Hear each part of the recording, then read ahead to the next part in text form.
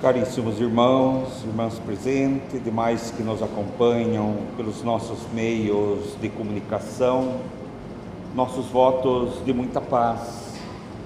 Como disse nossa irmã Márcia, às vezes nós não temos consciência do que estamos fazendo, porque estamos aqui. Às vezes nem temos consciência porque estamos na terra. E o tema, coincidentemente, deu a consciência de sua missão. Então todos nós, sem exceção, temos uma missão na terra. Nenhum de nós estamos ao acaso, porque o acaso não existe. O que parece ser o acaso já é um combinado, já é algo que foi planejado em nossas vidas. Então a missão da nossa consciência, e nós frequentemente perguntamos o que cada um de nós estamos fazendo aqui no planeta Terra, porque nós nascemos, a nossa vida começa no berço e termina no túmulo, e nós não queremos que termine, mas ela termina.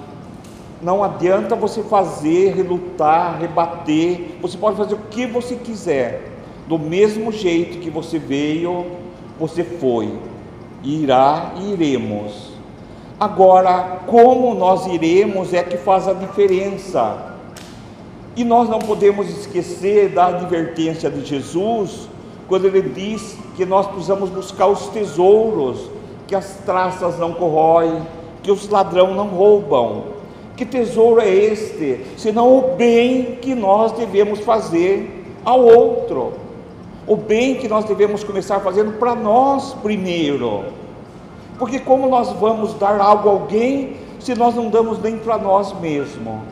Então nós precisamos ter, no mínimo, a consciência do que estamos fazendo aqui na terra. Então não estamos de férias, não estamos passeando. Cada um de nós, dos 8 bilhões aproximadamente de espíritos encarnados, tem uma finalidade. Nós diríamos que a pulga tem uma finalidade na terra, a pulga, que nenhum de nós queremos dentro de nossa casa. E por sinal, quando nós entendermos a finalidade da pulga, nós conheceremos Deus, porque não conseguimos imaginar a finalidade desse pequeno inseto, né? Então, se a vida fosse para nós tão somente aproveitar o máximo possível que a vida física, que a matéria nos oferece, as horas, os muitos dos tempos que nós temos, nós estaríamos vivendo um momento bobo, um momento sem sentido, sem razão alguma de ser. Porque nós começamos a construir algo. O que nós começamos a construir? Isso é para nós fazermos nossas reflexões. Pensemos o que construímos, o que fizemos, o que temos que fazer ainda. Nós não podemos nos esquecer que a pior dor, que dá lágrimas de sangue e é inconsolável, uma dor inconsolável, é a dor do arrependimento. E quando nós estivermos no mundo espiritual, numa fração de segundo, nós vamos ver o nosso filme da nossa vida, e nós vamos perceber que perdemos oportunidades únicas de podermos fazer o bem ao outro. Só que nós precisamos perceber que quando nós fazemos o bem para o outro, nós fazemos para nós.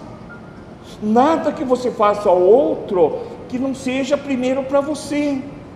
Eu estava conversando com meu amigo, quando eu preparo uma explanação para nossas reflexões, quem que aprende primeiro? Sou eu. Quem que registra tudo? Sou eu. Quem que tem que ser primeiro antes de falar? Sou eu. Então não há mérito nenhum de eu vir de lá de Cerquilho o que fazer, e sim obrigação e dever, como caridade, de compartilhar com vocês aquilo que está sendo bom para mim, aquilo que fez uma mudança na minha vida. Então nós temos certeza que existe um sentido melhor do que nós comermos, bebermos, vestirmos, passearmos. Tudo isso faz sentido na nossa vida e temos que viver com isto, mas não é o primeiro. Qual é a coisa principal da nossa vida? Nós diríamos, a principal coisa da minha vida é o meu trabalho. Não, é o bem que faço. Não, é meus filhos, é meu marido, é meu pai, minha mãe. Aí depois fala, é Deus. Por que Deus é o último, não é o primeiro? Porque Deus não é a primeira coisa na nossa vida. O que é que está acontecendo conosco? Um vazio existencial muito grande dentro de nós, dos lares. Queremos agora, um momento agora, começa a sexta, vai ter quarta, a festa mais banal, bárbara, costumes bárbaros. Infelizmente, se alguém gosta aqui de carnaval, não posso falar o contrário, são costumes bárbaros. Como é que fazemos? Então nós começamos a entender, como Paulo de Tarso diz, tudo me é lícito, mas acho que nem tudo me convém mais. Nós precisamos saber disso. Então, para mim, para nós, a vinda de nós na terra tem que ter, basicamente falando, dois motivos. E qual é? Evoluir espiritualmente e aprender a amar melhor. Mas o que é aprender a amar melhor? Nós imaginamos que Deus é o maior matemático que nós imaginamos, não há outro, porque Ele faz a Terra girar em torno do seu próprio eixo, em 365 dias, algumas horas, alguns minutos, a volta completa no Sol. Tem que ser um matemático, porque se a Terra tiver uma pequena aproximação, ou distanciar um pouco, ou nós torramos, ou nós congelamos. Tem que ser um grande mecânico, um grande arquiteto para criar um corpo biológico com todas as qualificações, que trabalha como um relógio suíço. Uma única célula que esteja descompensada, todo o corpo sente. Uma única, de todos os trilhões de células que nós temos no corpo físico, entregue na nossa mão. O nosso corpo entregue na nossa mão.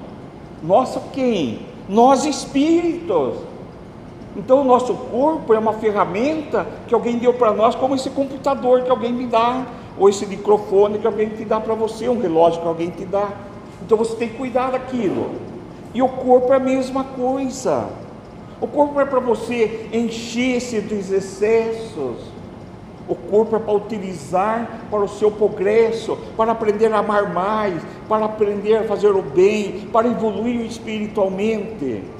Ela tem suas necessidades naturais, procriação, sobrevivência, subsistência. Lógico, você tem que cuidar disso tudo, tem que administrar isso tudo, mas Deus em primeiro lugar.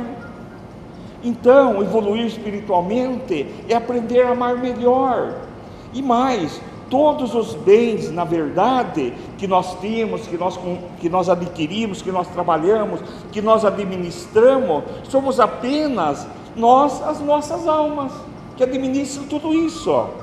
Porque assim que chegar o momento de nós retornar, porque o nosso corpo, ele tem um tempo de validade, como a bateria aqui carregada tem um tempo de validade, como o celular tem uma bateria com tempo de validade, acaba a bateria, acabou a vida, não vale mais nada isso aqui. Assim é o corpo. Então 60 anos, 70 anos, 80 anos, temos um tempo de validade. Você olha no celular assim, está carregado inteirinho, né? Aí você olha assim, tem só um pouquinho assim no fim, né? O meu parece que está assim, já vendo só um pouquinho, né? Eu não sei quanto vai durar ainda, mas estou torcendo que dure mais alguns anos, né? Então eu tento economizar essa energia para eu ficar mais um pouco no corpo, porque eu preciso dessa experiência que o corpo vai me proporcionar. Qual é a experiência? De uma dor, de uma decepção, muitas vezes do esquecimento dos nossos entes queridos, para mim aprender a lidar com tudo isto. Se você não aprendeu a lidar com o distanciamento dos filhos, com a ingratidão do amigo que não te dá nada, se você não aprender a compreender o outro que não pensa como você, se você não aprender a aceitar o outro como ele é, você não aprendeu nada. Se o outro tem uma opção sexual, uma opção qualquer, de qualquer ordem, o problema é dele, não é seu. Se você estiver incomodando-se com a opção do outro, seja ela de qualquer situação, você precisa buscar um psiquiatra, porque você está com sérios problemas. Ou a Casa Francisco de Assis vai tentar resolver, né? Então, devemos aproveitar todas as oportunidades que nos são concedidas na vida, que ela nos dá, para aprimorarmos-nos como espíritos, como pessoas. Então tudo que nos é dado, você pode. Não quer dizer que você não tenha seu momento de lazer, seu momento de passear, tem direito de tudo, mas não pode esquecer do essencial, que é o seu bem-estar.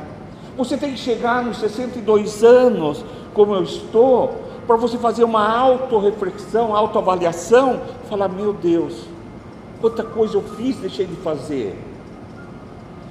Então a gente vai vendo e revivendo situações que às vezes arrepia, falar: ainda bem que eu fiz certo, porque só depois que passou que você vê que você poderia ter errado, não é?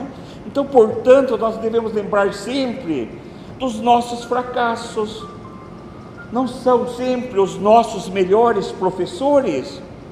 Todo mundo que chega no aprimoramento e ele se torna um bom músico, um bom pedreiro, um bom serralheiro, um bom construtor, um bom médico, seja ele qualquer que seja a profissão, ele errou muito, porque você só aprende com os erros. Ninguém nasce sabendo. Então ainda estamos numa condição que nós precisamos da dor despertar, porque eu tenho certeza que nenhum de nós estamos aqui hoje porque nós estamos bem. Algum probleminha está nos incomodando e nós queremos a solução dele. Então nós temos um efeito nos incomodando, não temos? Nesse efeito, paramos, vamos lá, tem uma causa, não tem? Estamos dispostos a livrar-se da causa?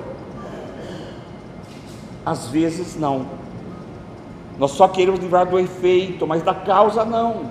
E o que é a causa, por exemplo? Às vezes você está com uma gastrite, porque você tem muito ódio de alguém.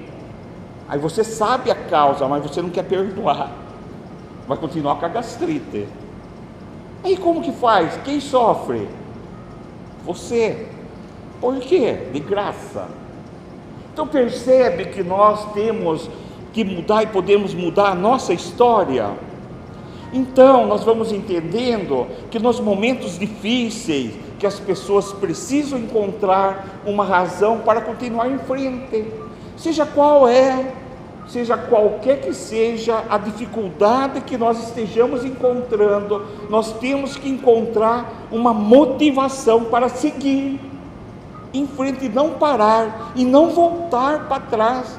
Espera lá, se você você percebe que você está tendo pensamentos depressivos, você para e conversa com ela. Espera lá, vamos conversar. O que está acontecendo? Por que você está chegando em mim?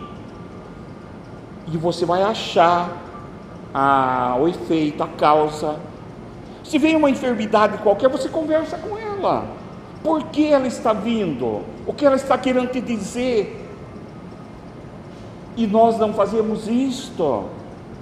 André Luiz diz em uma de suas obras que num futuro bem próximo seremos os médicos de nós mesmos. Mas é tão interessante, eu estava conversando com um amigo meu que é médico, que ele diz assim, que quando o paciente chega lá, com algum problema qualquer, ele já conta, ele já sabe até o diagnóstico para ele. Ele só vai no médico para pegar a receita, porque ele vai lá no computador e pesquisa. Só está faltando ele fazer o quê? Mudar comportamento, que está gerando enfermidades. E tudo isso vem da onde? Vem do ser pensante, da nossa alma.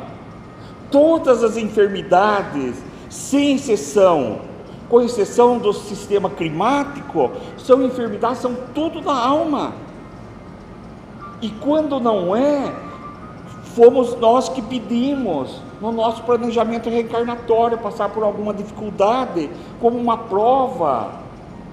Então nós estamos aqui hoje, porque algo que está acontecendo conosco, nos trouxe até a Casa Francisco de Assis.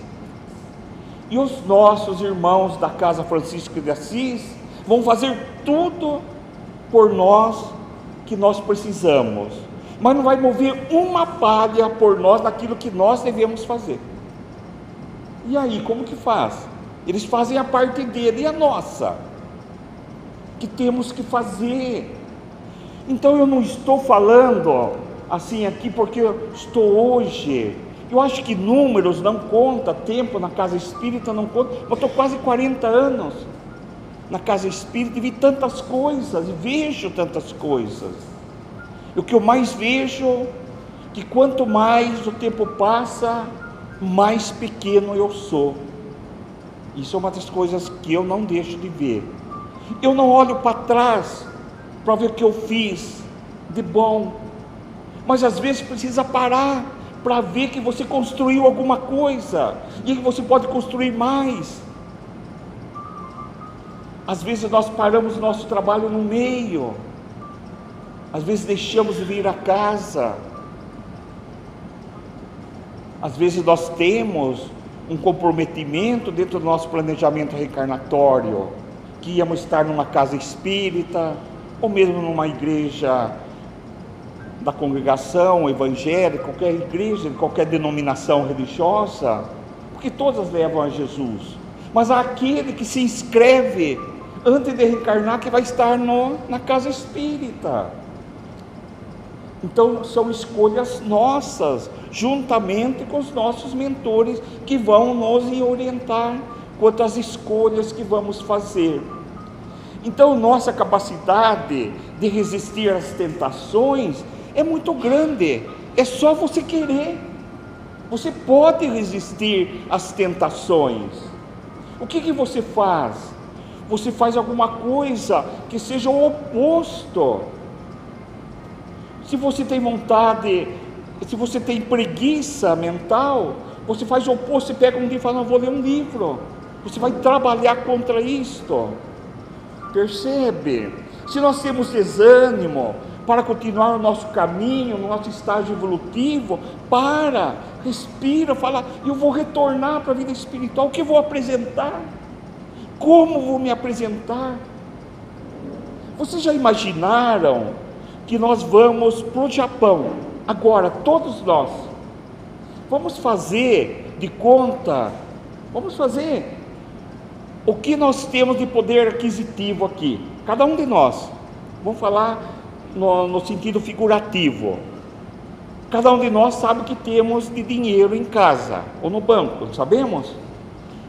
O que nós temos, dá para comprar uma hospedagem boa, média, ou vamos ter que dormir na rua? Pense. No mundo espiritual é a mesma coisa. A bagagem que nós estamos preparando para o retorno para a vida espiritual. Por isso que Jesus fala, buscai os tesouros que as traças não corroem, que os ladrões não roubam. Esse é o dinheiro que você vai poder pagar uma boa pousada no mundo espiritual, o bem que você pode fazer. Mas se você está aqui para receber um tratamento na casa, mas você é simpatizante do Espiritismo, da Casa Francisco de Assis, mas você gosta do catolicismo, ou seja lá, qualquer denominação religiosa, e você gosta de lá, não há problema algum, você pode estar lá, só que aonde você estiver, seja um bom cristão, mas você pode vir fazer o tratamento na casa Francisco de Assis, em qualquer casa espírita, não há esse tipo de, que muitas pessoas põem de obstáculo. A casa espírita, como disse nossa irmã Márcia, é um pronto-socorro espiritual, aberto para todos, sem exceção, de religiosidade, de raça, de crença, de posição social, não é? Então, nós precisamos entender o bem que nós precisamos fazer, e a resposta para nós, qual é a nossa missão nessa terra, é uma só. Quer ver? Eu até vou ler para vocês verem como é interessante. Quando você tem consciência de que, através do seu trabalho, seja ela qualquer que seja, está realizando sua missão, você desenvolve uma força extra dentro de você, capaz de levá-lo a uma montanha mais alta do planeta.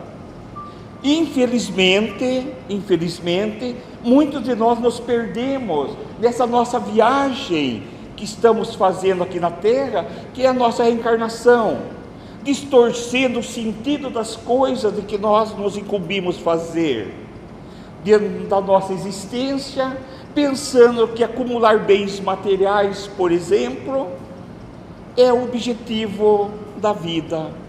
Não é o objetivo da vida. Mas se você é um bom empreendedor, também precisamos falar disto. E você, tudo que você pega, você constrói, você realiza, você está desenvolvendo o planeta, está participando para o bom desenvolvimento de todo o planeta Terra, está dando trabalho direto e indiretamente, você tem a sua parte de contribuição. Por isso que Jesus diz que não dá um fardo além das nossas forças. E o talento, a capacidade de um, ele deu um, de três ele deu três, e aquele que tinha 5, ele deu 5, ele deu de acordo com a capacidade de cada um, e depois temos que devolver com juro isso tudo. Então nós temos que pensar em nós. Pense, vai fazer 7 anos agora, se vocês me permitem um conto assim, eu tive uma embolia pulmonar e parou aqui no meio, era para eu ter morrido, desencarnado, né? Mas foi 7 anos, mas estou fazendo todo um check-up de novo, mas era para ter ido, e não fui, quer dizer, eu recebi uma oportunidade. Aí eu fui no cardiologista, e o meu amigo falou: Pedro, você está com 57 anos, está na hora de tirar o pé do acelerador, está trabalhando muito, é estresse isso, vai com mais calma, trabalha menos. Aí eu diminuí e agora parei, né? Agora aposentei, não quero mais. Mas agora eu ando de bicicleta, eu leio, eu durmo até as 8, vou para a casa espírita, estudo, leio, sabe? É o meu momento, mas não é um momento de ociosidade, é o momento de fazer alguma coisa também, né? Então, quer dizer, chegou o momento seu. Quando você se aposenta, é o seu momento, mas não quer dizer que você vai parar com os trabalhos doutrinários, você não vai parar com os trabalhos que você tem que fazer, porque enquanto nós estivermos respirando, nós temos dever um para com o outro. Então, vamos nos vincular a uma instituição religiosa, para manter ela com as portas abertas, para poder assistir pessoas que às vezes não tem como colaborar. Vamos doar para casa alguma coisa que ela faça em benefício a alguém. Isso é dever. Uma jovem, ela desce do trem em São Paulo, isso é verídico, e ela vê um ser alcoólatra caído, pedindo ajuda. Ela não podia ajudar porque estava em cima do horário, ela tem horário para entrar trabalhar, e aquilo ficou incomodando muito ela, e ela foi perguntar para Divaldo, está até num programa Divaldo Responde, falou: Divaldo, e eu fiquei mal e não estou bem até hoje por não ter ajudado aquela pessoa. Aí Divaldo disse assim para ela: isso são obrigações governamentais, mas não deixa de ser problema nosso também. Sabe o que você faz? Se vincula a um grupo de assistência séria que ajuda as pessoas e você dá a sua colaboração, porque ainda você está preso nos seus deveres como trabalhadora, como empreendedora, como secretária, e você não tem tempo suficiente para dispensar para aquele. Então, uma boa instituição, ela vai fazer esse papel, você participa dessa instituição. Então, esse é um convite. Vocês podem participar da Casa Francisco de Assis, como nós temos lá em Serquilho, participa lá Allan Kardec, os essênios e todas as demais casas. Então é assim que faz. Vamos fazer um pouco de bem, porque ela vai advogar para nós lá na frente, no momento de dificuldade. Então nós temos que pensar nisso, tá? E aí a caridade maior que nós fazemos é para nós mesmos. Paulo de Tarso diz isto: se eu não amar eu, como vou amar outro? Se eu não me tolerar, como vou tolerar outro? Se eu não me perdoar, como perdoar outro? Se eu não fazer levantar minha autoestima, como vou ajudar outro a ter autoestima? Então tudo é em nós primeiro, para o outro depois. Então, para terminarmos, eu termino sempre com essa frase, com essa colocação de Paulo de Tarso, que eu gosto muito de Paulo de Tarso, está em Coríntios 13, e esse realmente é para as nossas reflexões. E ele diz assim: ainda que eu falasse todas as línguas dos homens e dos anjos, se eu não tiver amor, serei apenas um bronze que ressoa, um sino que retine. Ainda que eu distribua meus bens aos pobres e deixe o fogo consumir meu corpo, nenhum proveito eu tiro se eu não tiver amor. Ainda que eu possua os dons da profecia e saiba todas as ciências, ainda que eu possua um tamanho grão de fé que permita transportar montanha, se eu não tiver amor, eu nada serei. Ainda que eu distribua meus bens aos pobres e deixe o fogo consumir meu corpo, nenhum proveito eu tiro se eu não tiver amor. Porque o amor é paciente, o amor é bondoso, o amor não é nada exigente, o amor não é arrogante, o amor não é orgulhoso, o amor jamais é descortês, o amor nunca é interesseiro, o amor não se irrita, o amor não guarda rancor no coração, mas o amor tudo desculpa, o amor tudo crê, o amor tudo espera e tudo suporta. Então o amor nunca terá fim, mas as profecias sim, pois as línguas se calarão e a ciência tem seu termo, e perfeito é nosso conhecimento e também as profecias. Mas quando vier o que é perfeito, o que é imperfeito desaparecerá. Quando nós éramos crianças, nós brincávamos como crianças, pensávamos como criança, e como criança nós raciocinávamos. Quando nos tornamos homens e mulheres feitos, nos despojamos dos atributos de criança. Hoje, por enquanto, enxergamos Deus através do espelho, mas um dia teremos a visão de Deus face a face. Por enquanto conhecemos apenas uma parte, mas logo nós conheceremos Deus como por Ele somos conhecidos. Finalizando, temos agora a fé, a esperança e o amor, mas dos três, o mais excelente é o amor para nós, para o outro, para com todos. Muita paz, muita luz, muita gratidão pela atenção. Muito obrigado.